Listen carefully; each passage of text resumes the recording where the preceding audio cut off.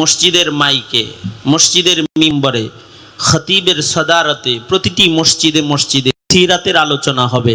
কোনো নাস্তিক মোরতাদ মাথা উঠাইলে তার ঘাড় মটকায় দেওয়া হবে। আয়োজনটা এই কোয়ালিটিরও হওয়া দরকার।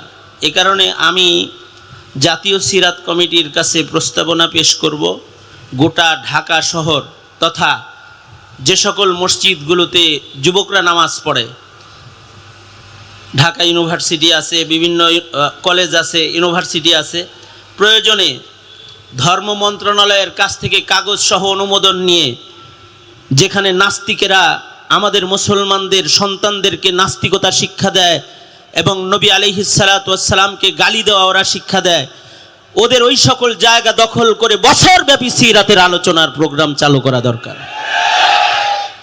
আমি এরকম একটি প্রস্তাবনা জাতীয় সিরাত কমিটির উলামায়ে কেরামের কাছে রাখার জন্য আজকে মনস্থ করে এখানে এসেছি। আমি চাই যে এটা বৎসরে শুধু একবার নয়, এটা ঢাকা শহরের প্রতিটি কেন্দ্রীয় মসজিদে সিরাতুন নবী ব্যানারের আলোচনা সারা বছর চলবে। আমরা কিছুদিন আগে তুরস্ক সফর করেছি, এরদোগান সাহেব এমন একটা মঞ্চ করেছে যেখানে 2 ঘন্টা 3 ঘন্টা পর পর একজন করে কারি সাহেব উঠে আর তেলাওয়াত করে 24 ঘন্টা।